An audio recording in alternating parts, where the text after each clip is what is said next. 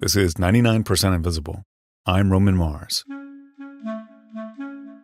In 2022, a group of developers in San Francisco proposed turning a Nordstrom parking lot into housing. They wanted to build nearly 500 apartments, many of them affordable, right near public transit. But before they could even start the formal approval process, they had to go through what's called a preliminary review. That's when city planners take a first look and tell you what studies, hearings, and permits your project will need. It's not a green light to build. It's not even a red light. It's just a list of what paperwork you'll need to file. And that step alone took over 500 days. That kind of delay isn't rare. All over the country, efforts to build housing, transit, and clean energy get tangled up in procedures that are supposed to help, but often just stall everything. Ezra Klein has been thinking about this a lot. His new book that he co-authored with Derek Thompson is called Abundance, and at its core, it's about infrastructure, not just roads and bridges, but the systems that make it possible or impossible to build anything at all. He argues that the biggest obstacles to building the stuff we need aren't technological or financial, they're legal and procedural, and they're largely self-imposed. His book, which came out a couple months ago, has been making waves and causing arguments, and so we wanted to have him on the show to talk about it. So for people who are not familiar with the book, tell us about the idea of abundance. What does it look like? So the idea of abundance is there is a pretty simple question that would be good to put back at the center of politics, which is, what do we need more of and how do we get it? And that emerges from looking around California, looking around the federal government, looking around America itself, and seeing that a lot of our problems are problems of scarcity, problems of being unable to build enough of the things we need. Housing, clean energy, infrastructure. And you would think this is pretty straightforward. I mean, what is politics about if not getting enough of what we need? But actually, you dig into it and you dig into how we run our governments and make our laws and build our processes, and you often find that we are the reason we are not building enough houses. We are the reason we are not building enough clean energy or transmission lines. And so it's an effort to focus people on that set of questions, to try to pump out some more utopian thinking about what world do we want to inhabit, and then work backwards of what is plentiful there that is scarce here, and how do we bridge the gap. So what is stopping us from this vision of abundance? What stands in the way? It depends on the issue. So not every domain is the same. Not every place is the same. Sure. But you don't have enough apartments in San Francisco because we've made it functionally illegal to build apartments in San Francisco, right? It's not like San Francisco has lost the knowledge that Houston still has about how to build an apartment building. It's not like we don't have any cranes. We just don't make it possible. And there's a million different reasons why. But fundamentally, we have constructed a set of processes that make it impossible. Why did we not get rural broadband done under Joe Biden or the electric vehicle chargers? It's a different set of problems, but we've made the process much too heavy. We've made it too expensive. We've made it too cumbersome. We've created too many veto points. And every one of these things has its own little history. They're as I say about the families, right? They're unhappy in their own ways. But they reflect a generalized embrace of the virtues of delay. And the virtues of delay, depending on what process you're looking for, tend to be about amassing more information so that some group, some constituency, some problem is not missed. The issue is that when you do that, you create a leverage point for anybody who wants to stop what is actually going on, right? So, what in theory you're doing is checking to see if there's going to be negative environmental consequences from a project. But what then people are doing is using that process and using the lawsuits that process makes possible to make the project not happen at all. They're not worried about protecting the snail. They're worried about the fact that they just don't want this built in the first place. And this gives them a way to slow the project down so much that it becomes too costly to ever create in the first place. So at some point you have to look and realize that a policy architecture that got built for many different reasons in the 70s and 80s, and 90s has just kind of become overgrown, that the problems we were trying to solve through that architecture have now created new problems. And now we have to do a new era of institutional renewal that is alive to the issues of our age, not captured by the debates of a prior age. Right. So I get that the process of slowing things down is sort of very specific to whatever it is you're trying to slow down, and all those sort of get kludged up in their very specific ways. If we were to pick one, I was thinking of picking high-speed rail because it's sort of a centerpiece at the beginning of your book. What is the project there, and how was it getting stopped? So high-speed rail. High-speed rail is a good one because I think it sounds a little bit futuristic to people. Yeah. But other countries have built high-speed rail. You can ride high-speed rail all around Europe. You can ride it around Japan. You can ride it in China. China, in recent decades, has built 23,000 miles of high-speed rail. California begins studying high-speed rail in the 80s. It passes in 2008. I think it's fair to mark this as like the real beginning, this proposition that sets aside a bunch of money for it. And they say it's going to take them till about 2020-ish and cost about $33 billion. And here we are in 2025. You can't ride anything. The cost estimate, if you were to finish the whole thing, is now $110 billion. And what they're only trying to do is this Merced-Bakersfield line, which will cost, more than the whole thing was initially believed to cost. Yeah. So what happens in the interim? There is no end of problems, but what I would say is that the connective tissue of them is that everything is a negotiation and delay.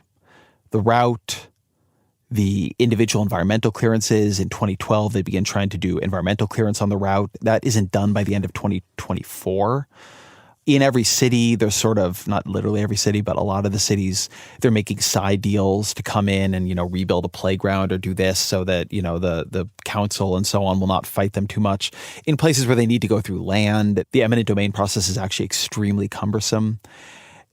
What you begin to see with high-speed rail, because, we could sit here and talk about it for hours, but what you begin to see is almost no matter which part of the kaleidoscope you look at it through, there is not a process that allows the government to build things that it has decided are priorities.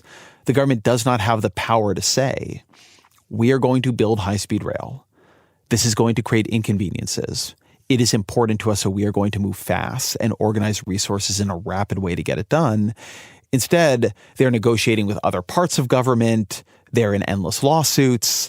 They are sort of redoing the route relentlessly because this or that group doesn't like it or this or that legislator doesn't like it. And what you have here, you have it in other states too in different ways, but you begin to see, we can't do it. Mm-hmm. There are a million things that I disagree with Elon Musk on, and he's become a very poisonous political figure. But he does give this interview, a bit back, where he says about high-speed rail in California that we have functionally made it illegal to build high-speed rail in California. And that's accurate. That's the right way to think about it. We've created a process by which it would not be legal to do the things you need to do to build high-speed rail. So then you want to ask this question, right? Do you think that it is an abuse of democracy the way Spain or France or Japan does rail construction? Or do you think it is an abuse of democracy to make things that the public wants so unbelievably subject to veto and delay that they never happen? That's really the choice, I think, that emerges through studying this particular project closely. Yeah. Are people obstructing just to obstruct? What is the nature of the obstruction? It depends. The problem is they have a million different reasons. Sometimes they are using the process exactly as intended. They are genuinely concerned that this or that project or this or that part of high-speed rail will be devastating to the environment in some way or another. And so they're using environmental laws to try to change that, or at least make the government think about the consequences of the action and ameliorate it. Elsewhere, it's not that at all. So the California Environmental Quality Act, which is a sort of statewide version of a national policy. One of the reasons that act, which is widely agreed in California to be kind of a disaster, is very, very hard to change, is that California's unions defend it relentlessly. Now, why do they defend it? Because, they're not primarily motivated by environmental concerns. They defend it because they use CEQA to basically threaten delay in lawsuit if developers for all kinds of different projects don't make sufficient concessions to the union or don't unionize the project or whatever. And so they've become a huge defender of this, not because of its environmental quality dimensions, but because it is a point of leverage they can use for labor standards. Now, I'm broadly speaking pro-union, but I would like to use direct worker law to effectuate that, not have these sort of backdoor approaches, because it makes everything else very inefficient. You know, a lot of people don't want rail going by them. That makes complete sense, right? The problem is you have this, continuous tension between the needs of the individual and the needs of the community or the polity. If you're a mini storage site, which is one of the situations where this happened, and the high-speed rail needs to move past you. And so the idea is like, can you move backwards a bit? Or can the government come and use eminent domain to take your land and compensate you? Of course, you don't want to be inconvenienced in that way. But on the other hand, if we can't do that, then we can't build things that go through populous areas. Other countries just deal with these questions differently. I mean, China deals with them very imperiously, but I don't think people go to Europe and think, woo, total tyranny with no respect for individual rights. We deal with them through lawsuit. And courts take very long periods of time. It's a very slow way to resolve issues. So then delay becomes like the fundamental nature of the project. I mean, we don't usually have the burden of having to believe in the law that we're sort of using on our side to make an argument. Like we do this sort of end run all the time, like using one piece of law to stop something. It isn't the point that we want to save the snail darter. We just really don't want TVA's dams or whatever it is. You know what I mean? Is that a requirement? I mean, like, how would you police that or tell, I think in the era where we built a lot of these laws, what we did, which is kind of the 70s, what we did was we created structures that do not internally make judgments. So something like the National Environmental Policy Act, the California Environmental Quality Act, use these as examples, but there are many, many, many others. What they demand is not that the thing you are doing is good for the environment. That's not the question the law is asking. They are asking a question about how thoroughly you have researched and considered every possible impact that a court has ever defined as plausibly environmental. So there was a famous case a couple years ago in Berkeley where a guy sued under the California Environmental Quality Act to stop Berkeley from expanding its dormitories, UC Berkeley, under the basic argument that adding more students to Berkeley was an environmental harm. They create trash, they create noise. What I would like to see is not the absence of environmental laws. I would like environmental laws where there is a judgment we are capable of making in a pretty compressed time period of whether or not a project is on net good or bad for the environment, and whether it is kind of in a reasonable way thought through that question. And if it's good, then it gets sped up. And if it's bad, maybe then it requires, more study. But I think the law should treat laying down an array of solar panels differently than building an oil refinery or a coal plant. And the law doesn't treat it very differently. That's a huge mistake. I mean, this does seem like a huge cultural thing related to the United States as a very particular and unique object. The closest analog that I see from history in terms of a time of abundance and state capacity is the New Deal, the WPA, TVA, PWA. How much does that historical antecedent conform to your vision of abundance? I think there's a lot of similarities. Now, the sort of tension we're laying out in the book is a tension between that New Deal era of liberalism and a form of liberalism that arises in reaction to it that we often think of as the New Left. And the left has a much more troubled relationship with government than it lets on. There's New Deal liberalism, the liberalism of FDR, and it's a liberalism of connections between the state and the unions and the corporations. And in that post-war period, it really builds at a torrid pace. In the 50s, in about 10 years, we increase America's housing stock by, if I'm remembering the number right, about a quarter. Just shocking. But we do a lot of damage. We despoil the environment. We, build a lot of really ugly things. The term ticky-tacky comes from these same developments, a song about these same developments in Daly City, just south of San Francisco. Little boxes on the hillside. Little boxes made of ticky-tacky, little boxes on the hillside, little boxes all the same. There's a pink... You really look in this period and there is this growing concern about a soullessness in the American growth machine. Lyndon Johnson gives a speech about how we used to worry about the ugly American, but now we worry about the ugly America. Today, we must act to prevent an ugly America. For once the battle is lost, once our natural splendor is destroyed, It can never be recaptured. John Kenneth Galbraith, a legendary liberal economist of that era, writes this famous book called The Affluent Society and talks about, these people camping and eating their food out of plastic containers amidst all this trash. And is this really what this was all buying us? And you have this rise of liberal critics of the government. And so this new left emerges. Ralph Nader on consumer safety and who helps build this huge network of organizations that what they do is sue the government. When Nader runs in 2000, he's asked, what qualifies you to be president? And he says, I don't think any human being alive has sued more government agencies than I have. Rachel Carson in Silent Spring, that's very much about how the government is mismanaging ecology. And so we then spend decades passing legislation that reflects this. And much of that legislation is amazing. I mean, this is all in an era where we are thinking about civil rights, where we are afraid of the totalitarian example of Nazi Germany and then the Soviet Union. And so there's a real rise in individualism, which I think we think of as economic, but it was more than that. It was moral and spiritual. And it's very much reflected. Legislation is downstream of culture. You can listen to Jimmy Carter. You can listen to his State of the Union. And he's searing on all that the government cannot and should not do. Government cannot solve our problems. It can't set our goals. It cannot define our vision. Government cannot eliminate poverty or provide a bountiful economy or reduce inflation or save our cities or cure illiteracy or provide energy. And liberals begin to try to restrain the growth machine they have built to make sure it is more respectful of older ways of living. And all that is important and it is needed and it's beautiful, but it just gets overgrown over time. It solves the problems of its time. I mean, we really did have these fluorescent rivers, and I grew up outside LA when the smog would choke you. We solved these problems. And then the processes we used to solve them over decades got captured by other special interests and other corporations and other groups.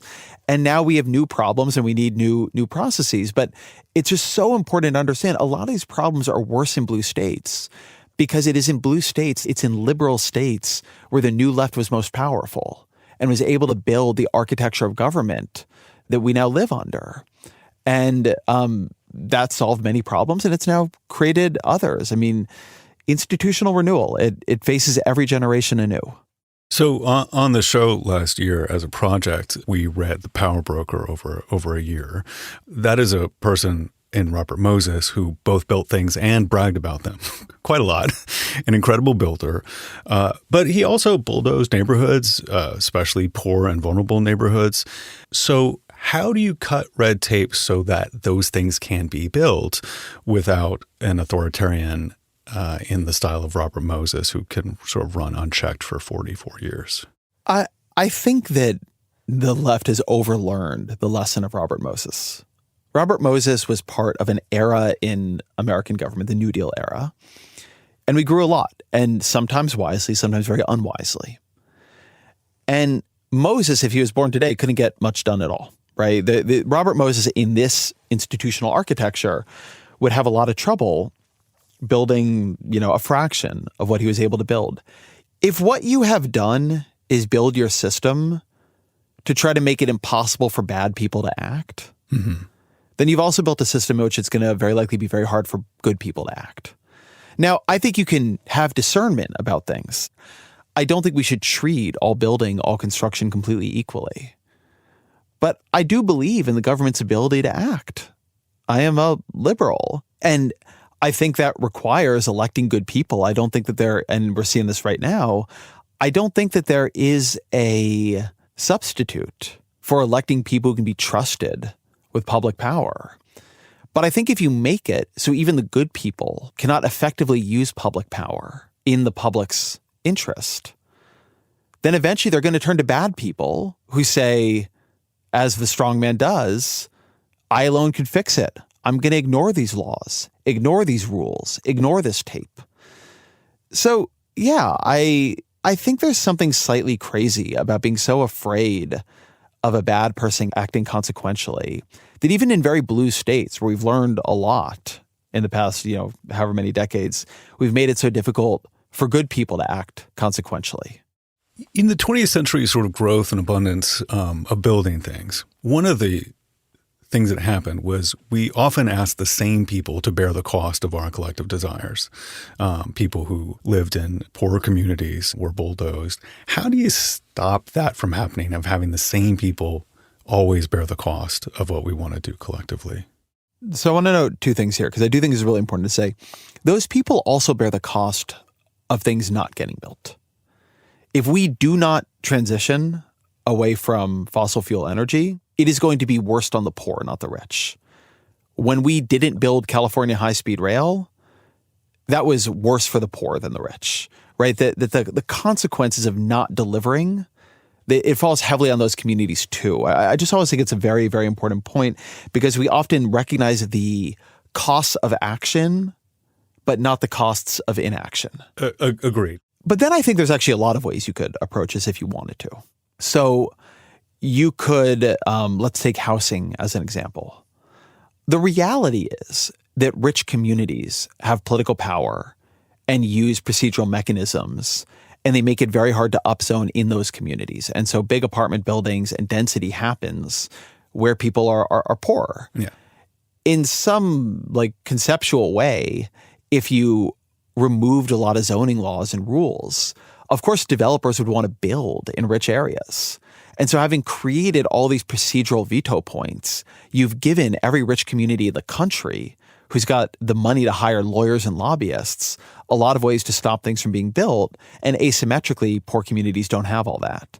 Recognizing that process is often a tool that is of differential use, depending on the resources you have to activate that tool, is, I think, a very, very important part of like taking, the costs of overregulating the government seriously. And then yet you have to elect people. There's no way to get away from this. You have to elect people with a just vision of the future. Mm-hmm. If you don't, it's going to go badly. It's going to go badly through inaction, through action. But you actually have to elect people who take seriously that we don't want to, as was said by George W. Bush, balance a budget on the backs of the poor.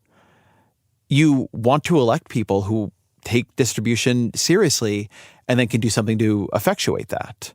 It really is about judgment over process. I mean, because that's one of the reasons why it's so difficult to talk about this in the broad sense, is that the case by case of what is a good product versus what is a bad product is very specific, Yeah. And so it really requires individual judgment. And we seem to have legislated our way out of individual judgment. I often say that what I want to do is make it possible for the government to act with some level of trust. And the way we do it now, and this is a very American thing, we just don't trust the government. Yeah. And look, I don't trust the Trump administration, but also I think the Trump administration is partially a response to government that's become unbelievably sclerotic and unresponsive over time because, again, we don't imbue it with any trust. So we make it, again, in normal times before DOJ started breaking the law left and right, we get very hard to hire and fire civil servants. And we make it very hard for the same civil servants to manage and to act. They are enwrapped in unbelievably complex levels of process and auditing and oversight to make sure they never, quote unquote, waste any money. Meanwhile, all this auditing and oversight is itself wasting huge amounts of money. And I mean, the difference between how we run government and how Europe often runs government is not that we have a liberal democracy and they don't. It's that in Europe, not 100%, but much more so than here, the judgments are made by the civil servants and they have a baseline level of trust in the quality of the bureaucracy. And here, because we don't, we do it by lawsuit.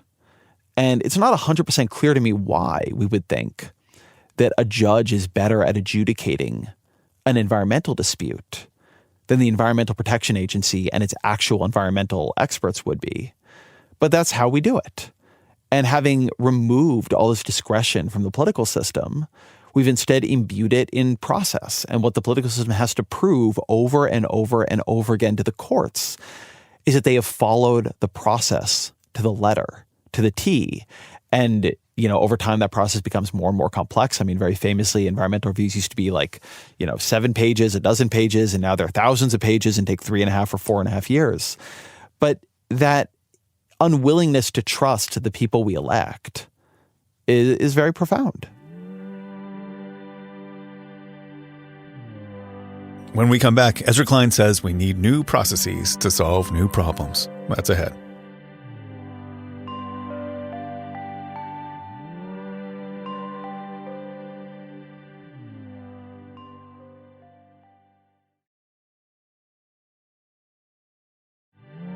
We are back with Ezra Klein, co-author of Abundance. The book has been getting a lot of attention in urbanism and policy circles, and some people have been critical, saying that it seems like Abundance is arguing for massive deregulation. But we as a society have benefited a lot from different regulations. Like in LA, near where Ezra grew up, smog used to be a huge issue, but we solved it with regulation. I asked Ezra if he worried that issues that we solved, like smog, could be unsolved. No, I don't actually on that specific one. What I really worry is that LA is going to be cooked if we don't build enough green energy. Yeah. Again, you have to align your processes to your problems. We are not in Los Angeles, in Phoenix, facing the major problem of smog. We are facing the major problem of climate change. And if the answer to climate change was make it hard to build stuff, well, great, then we have the answer. But the answer to climate change, or at least the one we've chosen as a society, is you got to build a huge amount of wind turbines and solar panels and transmission lines and electric vehicle chargers. And if we don't do that, we're going to have all the problems that we know are coming. I mean, in LA, like the reason you can't breathe in LA for much of the year is wildfires that are made worse by extreme weather conditions that now occur year after year after year. Phoenix gets to temperatures that are inhuman. Yeah. So we know what our problems are. Yes, if we solve those problems, we might have built processes that in another 30 or 40 years become somebody else's problem. Good. Like that's the cycle here. There's no. It means we're alive in 30 years. There's no end point of history, right? Yeah. May we be so successful that someone else has to unwind what we've done, as opposed to they look back and think, oh my God, if only they'd done something. I'm really intrigued by this in the context of climate change, because it requires a lot of building, a lot of rethinking things. And that is exactly what we are not poised to do right now, especially with the headwinds of a lot of people not thinking that that's a problem at all to be fixed. How do you navigate that? I think that you have to split the problem of opposition to what you want to do from inability to do what in theory you have the power to do. So yes, if you lose the election to Donald Trump, the reason your climate change agenda is not going to move forward is that you lost the election to Donald Trump. But if you're Joe Biden and you have a Democratic Congress, that's not the problem for you, actually. The problem for you is that you didn't do permitting reform. And so you can't build as much as you need to build. Now, they have done a lot of building of, solar panel, right? I don't want to take the Inflation Reduction Act is a very, very important piece of legislation, but everybody involved in it knew that to achieve what it needed to achieve, we needed to make it possible to build things that we cannot build at speed right now. Transmission lines being, again, a very good example. And so one reason I wrote a book that's very focused on the pathologies of democratic governance is that I actually think oftentimes if you're a liberal, and I'm a liberal, the problems of the Republican Party, the challenges it poses, the things it believes, there's such an obvious problem for you that they're a way of not looking at what you're doing or not doing. But I don't have an answer for how you make the Republican Party believe in climate change. I don't think any liberal does. What I have an answer for is how when Democrats win power, they can actually deliver. And by the way, I think if they actually did deliver, it is less likely Republicans would win so much power. If Kamala Harris could have run around the country saying, look at this gleaming nationwide network of electric vehicle chargers that anybody can use now for free. Look at how we expanded rural broadband to 40 million people who needed it. Look at all of these roads we built you. Look at how the bridge near you has been repaired, right? We said we were going to build. Look around. Look how much we built. But she couldn't. And I've done a lot of interviews with Biden people. I mean, they say it's a problem that what they had to brag about were passage of bills, not things in the real world that people could look at and feel. It's very, very hard to tell a story about legislation as opposed to a story about the way your life is actively different right now. I'm not saying that delivering through policy is enough to win every election. I don't believe that it is. But it helps. It's better than not delivering the policy you promised. I think one of the problems we have is that we've reduced the government sort of direct interaction with people to these small and painful moments like taxes and parking meters. And I think people feel the inconvenience of construction more than they really internally feel the pleasure and freedom of driving over a bridge. I happen to get a lot of pleasure from driving over a bridge, but like I imagine you're a mindful bridge driver.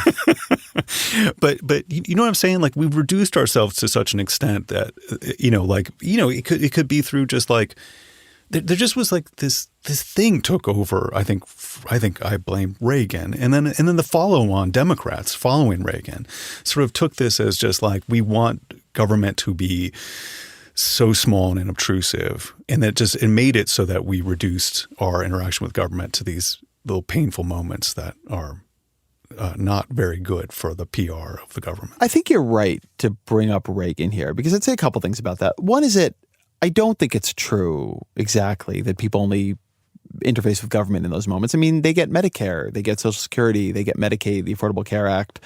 There's a lot that happens that is government, as you mentioned, roads and bridges. But the rhetorical attack on government was so successful that it's first a very hard narrative to dislodge. Elon Musk was retweeting something I was saying to Jon Stewart. He's like, see, they're going to make everything in the government like the DMV. Democrats make everything in the government like the DMV. I would say that my last set of experiences with the DMV have been pretty good, actually. Now, maybe that's not true for everybody, but my understanding is actually true for a lot of people. Yeah. But it's so counter-narrative that it's almost like hard to talk about it. And then the other just reality is we're not running government well. Look, California is a big, rich state. It should run the government in a way where people from California, politicians from California should be able to go all around the country and say, look, if you vote for us, we're going to make everything like California. Mm-hmm. But California's failing in a bunch of different ways. Not every way. I mean, it's leads technology in the world and culture creation, and it's wealthy, but its homelessness problem is terrible. The difficulty in building there is really profound. And so there's been a right-wing attack on government, a slandering of government, and then a kind of liberal hobbling of government. Mm-hmm. What there has not been is a both aggressive effort to expand state capacity to make the government really work, and then to sell that expansion of state capacity. Look, we did this and you get this now. This is, I would say, broadly speaking, another problem Democrats have is that they just don't, there's a kind of genius to Donald Trump minutes after he was sworn in, really, going and signing executive orders in public, like he was going to pull out a T-shirt cannon, and fire MAGA T-shirts into the crowd. Democrats, they do everything through process. They do it very carefully. Like, build some things that are monuments to government efficiency. Choose some projects that are headline projects for you, and then build the rules around them so you get them done and you get them done fast, and then brag about them. Yeah. Brag about them everywhere. Yeah. Like, make them into an advertisement for what it is you're doing.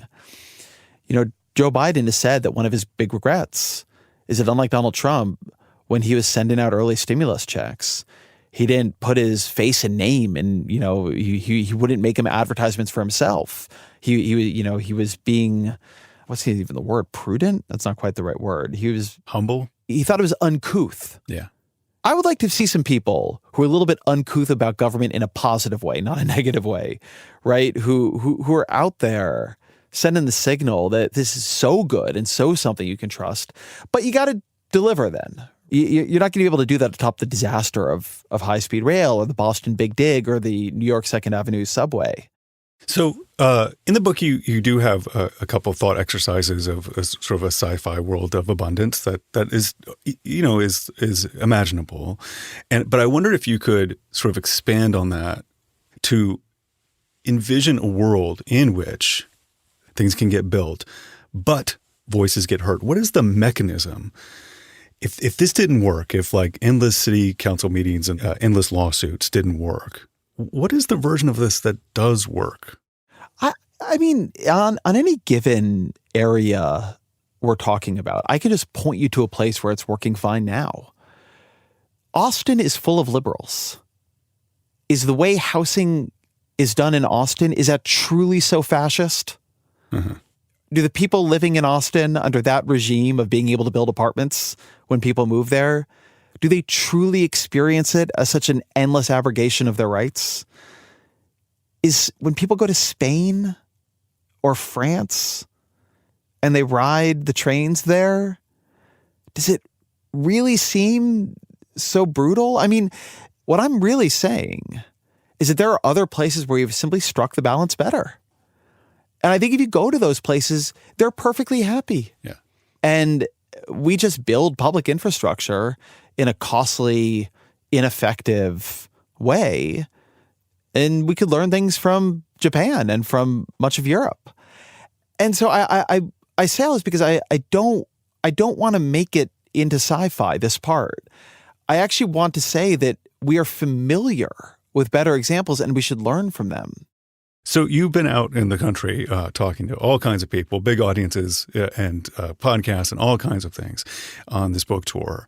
Like, what is the hardest question that you've had to answer for? And if you could quickly put out the paperback edition, not that there's something wrong, but more just like, oh, if I just would have put this in, I would have gotten this question less, maybe. What is the thing that you would like to present and change that you think is worth talking about? It's funny. I wonder how satisfying my answer will be here. We should have put more in the book about financing and cost of construction, which is it's a big look. There's the book is operating at different levels, and the pushback comes at different levels. And some of the pushback is political, but I think not in a way that I can, drain it. Like, people are just going to want politics to be about different things than I want it to be about, right? I think that's totally reasonable. So that pushback hasn't really bothered me. The pushback that does bother me a bit is when I go places and say, well, look, we actually have come to a regime, permitting regime, more like what you're saying, but actually, none of the projects net out. We can't finance them in this interest rate environment. And then you get into very, very difficult things about why we've made it so expensive to construct in blue states. So I would have dug more into the economics of that and the literal cost of construction. So that's maybe one answer.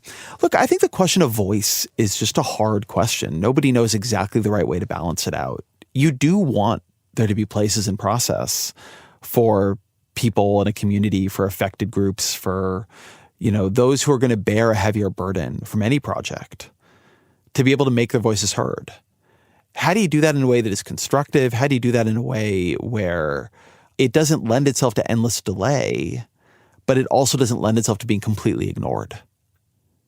That's a very, very, very hard design issue. And it'll be different in, what you need to think about for the laying down of interstate transmission lines is different than what you need to think about for, building an apartment building in Minneapolis. But you do, voice is an important part of democratic politics. I think we've confused it with delay and veto. Yeah.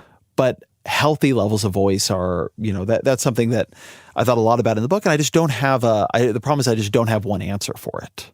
It's one of many things will have to be balanced. I think that's right. I mean, these are so specific. I mean, zoning isn't a federal issue. These are all cities who do zoning laws. I mean, they do them differently. And they do them very differently in very different places.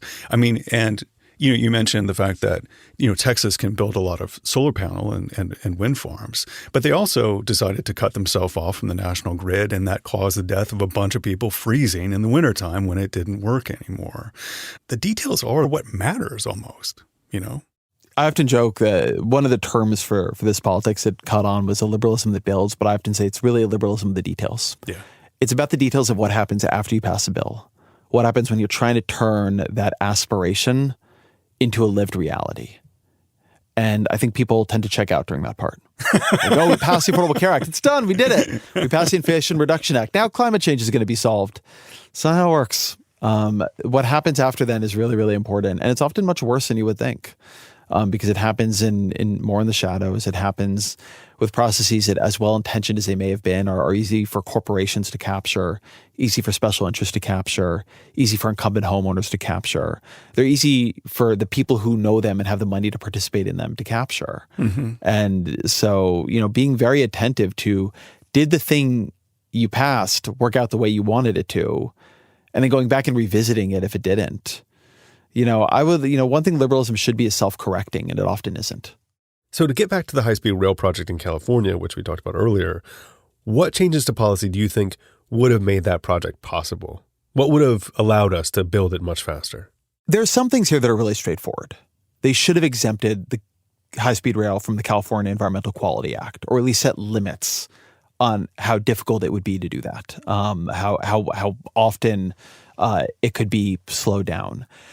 But the problem is you're really dealing with something that implicates the system itself. It's not any one bill. It's a whole way of doing things that we just got used to.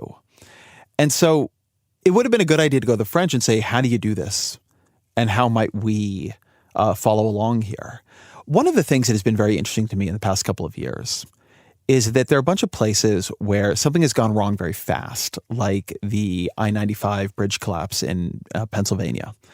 And in Pennsylvania, there was a version of this in Maryland. There have been versions in California. The governors have used emergency declarations and been able to rebuild very, very fast. The I-95 story, which I tell in the book, they rebuilt that in 12 days when they thought it would take more than a year. And I think there is something interesting here to ask, which is that if all these governors, and Newsom has told me about his pride in emergency reconstruction, if all these governors are so proud of how much they can get done and how fast they get it done using emergency powers, well then, what does that say about your normal process? What would it mean to align not everything to what you can do in an emergency, but more that is a major priority to the discretion you give yourself during an emergency? Because is climate change really not urgent? It's only urgent if it happens fast. Is the housing crisis really not urgent? It's only urgent if the housing burns down. So we've ended up in this system where we know the government can work fast because we see it do so when it declares an emergency. But otherwise, it has completely wrapped itself in red tape. So I think that the answer I'd give, because there's no just one answer, but look at the places or the processes where you think you are building well. Go look at other countries. Go look at other cities. Go look at yourself when you've had these moments where you can wipe away some of this accumulated crust and make decisions about, with discretion, which processes to keep and which to jettison. And then build something new off of that. Use that not as something you only use in the breach, but use it as a basis for a new model. Ezra, it's been a pleasure to talk with you. The book is called Abundance. I really appreciate your time. Thank you so much, Roman. Always great to hear from you.